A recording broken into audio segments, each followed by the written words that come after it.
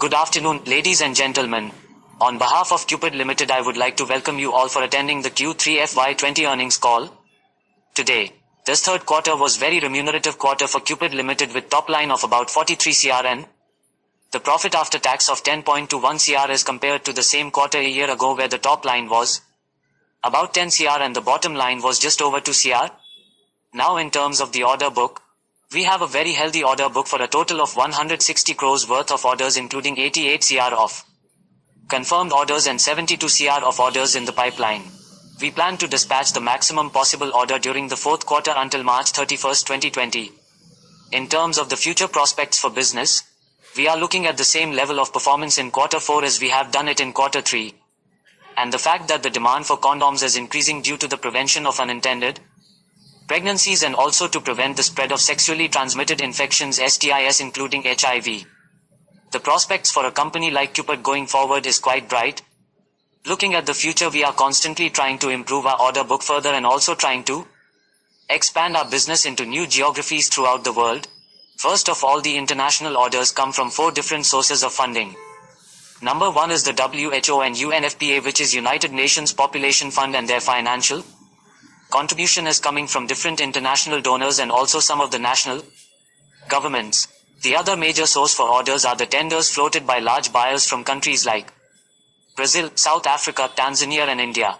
The third set of customers we have are the international NGOs who have their own funding to procure the condoms and then they distribute into different parts of the world. And finally, we do have a group of customers in the private sector who order their requirements from Cupid. Now the trend we see is an uptake in overall funding for the procurement of the condoms going forward. So for the next year we see a growth of at least 15% from the FY20 numbers, and it could be even more depending on what other new financing may be available worldwide. As soon as we start to get our receivables paid, we would be paying off all these temporary loans, and as you have indicated, we would end up with a surplus at the year end by March 31st. We intend to remain a cash-rich and debt-free company. Our capacity is over 400 million pieces of male condoms and 52 million pieces of female condoms. We can switch between male and female condoms using the same machinery. So maximum we can do is 400 million pieces of male condoms and about 52 million pieces of female condom. We do have about 47 crore in cash or cash equivalent. We have considered of course dividend distribution, which normally we declare twice a year, interim dividend and the final dividend after the March results. And we also have been considering acquisition in a related field related to women health and wellness. But nothing concrete has been planned yet. We are always looking at the different possibilities. As far as male condoms are concerned, there are about 25 manufacturing facilities all over the world, mostly in China, Thailand, Malaysia and India. And although the demand is higher for male condoms, but so is the competition. And some of the larger manufacturers, they have capacity of 1.5 billion to 2 billion pieces or more. So I would say that in terms of male condoms, the supply is available, but because of the competition, the margins are not that great. It is 10% to 15% EBITDA, in some special situation maybe maximum 20%. Now, in terms of female condoms, like I mentioned, there are only 3 manufacturers WHO have been approved by WHO. So the competition is limited. But in case of female condoms, the female health company WHO have had the monopoly since 1993 until Cupid came on the scene in July 2012. So they are still our competitor.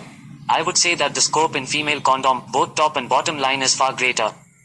And we are trying to develop some new models, new prototypes, so that we can continue to have a good chunk of the worldwide orders available to Cupid.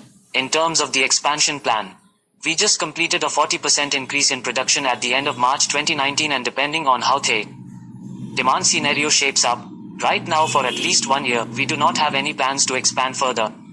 However, if the market situation changes, we would certainly consider going for a second expansion so that we can serve our customers. There is no pressure in male condoms particularly. The reason for that is that some companies, especially in China and Malaysia, they have expanded their production capacity tremendously and they are very eager to dump the goods in the open market even if they have to lower their selling price. Okay, the growth will come from switching the male condom capacity into female condom capacity. And like I mentioned earlier, if we get a higher quantity of female condom orders, our both top and bottom line would improve. Well, back in free 2013-14, we had launched then recently approved female condom by WHO. So based on that we had 3 good years. I think 2014, 2015, and 2016. Then we slackened in 2017 and 2018 because of the market situation. The financing was not adequate to support the higher procurement. And now we are seeing the reverse trend whereby funding is available and more demand is expected. Accordingly, we have strong ties with Amazon and Flipkart. And we have started to pick up our online female condom sales. Right now the total volume on the online sales is in lakhs only. So it is still a small segment of our overall revenue. The ground reality is that 80% to 85% of the demand is for male condoms, where the margins are limited to say 15% or so. And in terms of female condoms, the demand is improving, but as compared to male condoms, the volumes are still quite limited, although the profitability is much higher. So, what I see over the next 3 years to 5 years is that in terms of the top line, the contribution from female condoms should improve, and with that, the bottom line should also improve. However, the big uncertainty is the level of international funding from the worldwide institutions and from the national government budgetary allocation. If the funding is there, I think the demand for product is coming out, because to prevent the unintended pregnancies and also to prevent the spread of sexually transmitted infections, including HIV, and especially from the low-income countries, there is a huge unmet demand for condoms. I think the demand for female condom has moved up 10% to 15% over the last 5 years. The realization actually has improved per piece in spite of the competition, because the 2 major players, they have a different model of female condoms and each is pricing according to their cost of production. We have a plan to set up a joint venture facility in South Africa, initially to start producing the female condoms there.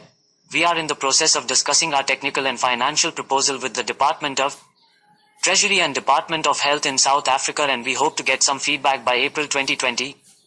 And then, it will take about 1 year to get the equipment going there and start manufacturing and realizing the revenues.